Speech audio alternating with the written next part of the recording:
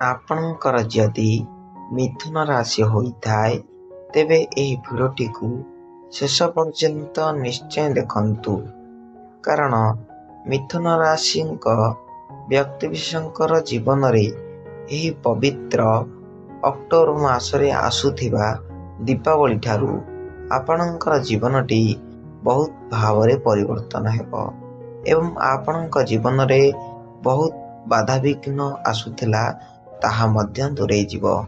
ତେଣୁ ଭିଡ଼ିଓଟିକୁ ସ୍କିପ୍ ନ କରି ଶେଷ ପର୍ଯ୍ୟନ୍ତ ନିଶ୍ଚୟ ଦେଖନ୍ତୁ। ସାଧାରଣତଃ ମିଥୁନ ରାଶିର ବ୍ୟକ୍ତିବିଶେଷ ମାନେ ବହୁତ ପରିଶ୍ରମୀ ଏବଂ ସଚ୍ଚୋଟ ଆଦମୀ ହୋଇଥାନ୍ତି ଏବଂ ଆପଣଙ୍କର ଜୀବନରେ ଆପଣ କେବେ କାହା ଉପରେ ହିଂସା କିମ୍ବା ଅଯଥାରେ କ୍ରୋଧ କରିନଥାନ୍ତି। ତେଣୁ ଆପଣ ଏକ କର୍ମମୟ ଜୀବନ ଆପଣାଇଥାନ୍ତି।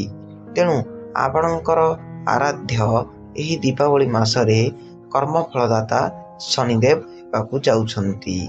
ଫଳରେ ଆପଣଙ୍କର କର୍ମ ଗ୍ରହରେ କିମ୍ବା କର୍ମ ଘରେ ଶନି ଆପଣଙ୍କ ଉପରେ ଦୃଷ୍ଟି ରଖିବେ।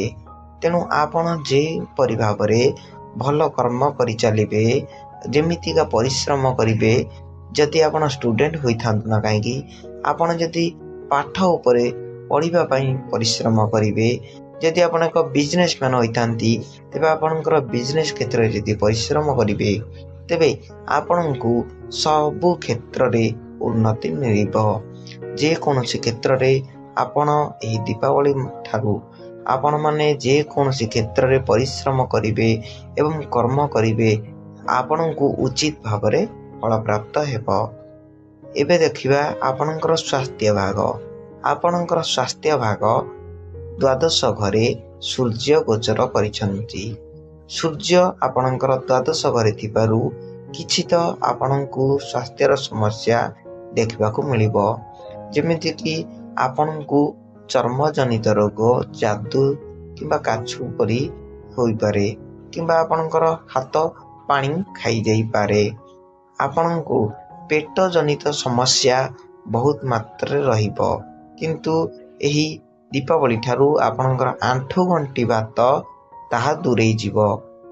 ଆପଣଙ୍କର ଆଣ୍ଠୁ ଗଣ୍ଠି ବାତ ଦୂରେଇ ଯିବ, କିନ୍ତୁ ପେଟ ଜନିତ ସମସ୍ୟା ଆପଣଙ୍କର ଜାରି ରହିବ। ଏବେ ଦେଖିବା ଆପଣଙ୍କର ଶିକ୍ଷା କ୍ଷେତ୍ରରେ। ଶିକ୍ଷା କ୍ଷେତ୍ରରେ ଆପଣଙ୍କର ଉନ୍ନତି ହୋଇଅଛି। ଆପଣଙ୍କର ଶିକ୍ଷା କ୍ଷେତ୍ରରେ ବହୁତ ମାତ୍ରାରେ ସ୍ମରଣ ଶକ୍ତି ବୃଦ୍ଧି ହେବ ଏବଂ ଶିକ୍ଷାର୍ଥୀମାନେ ଉଜ୍ଜଳମୟ ଭାବରେ ଭଲ ମାର୍କ ରଖିବେ ଏବଂ ଭଲ ମଧ୍ୟ ପାଠ ପଢ଼ିବେ। ତେଣୁ ଆପଣଙ୍କ ପାଇଁ ଶିକ୍ଷା କ୍ଷେତ୍ରରେ ବହୁତ ଭାବରେ ଭଲ ପ୍ରାପ୍ତି ଅଛି। ଏବେ ଦେଖିବା ଆପଣଙ୍କର ଗୁରୁସ୍ଥାନ। ଗୁରୁସ୍ଥାନରେ ଦେବଗୁରୁ ବୃହସ୍ପତି ଆପଣଙ୍କର ପଞ୍ଚମ ଭାଗରେ ଗୋଚର କରିଛନ୍ତି। ଫଳରେ ଆପଣ କୌଣସି ଗୃହ ନିର୍ମାଣ କରିପାରନ୍ତି କିମ୍ବା ଆପଣ କୌଣସି ଯାନବାହନ ମଧ୍ୟ କ୍ରୟ କରିପାରନ୍ତି। ଆପଣ ଦୂରଦର୍ଶନକୁ ଭ୍ରମଣ କରିପାରିବେ। ଏହି ଦୀପାବଳି ଠାରୁ ଆପଣ କୌଣସି ତୀର୍ଥଯାତ୍ରା ମଧ୍ୟ ଭ୍ରମଣ କରିପାରିବେ। ତେବେ ଆପଣଙ୍କର ଜୀବନଟି ଏହି ଦୀପାବଳି ମାସରେ ବହୁତ ମାତ୍ରାରେ ଉନ୍ନତମୟ ଥିଲା, କିନ୍ତୁ ଏବେ ଆମେ ଜାଣିବା ଆପଣଙ୍କର ଆୟ କେତେ ଏବଂ ବ୍ୟୟ କେତେ। ଏହି ଅକ୍ଟୋବର ମାସରେ ଦୀପାବଳି ଠାରୁ ଆପଣଙ୍କର ଆୟ 14/7 ଏବଂ ବ୍ୟୟ ଆପଣଙ୍କର 9/7।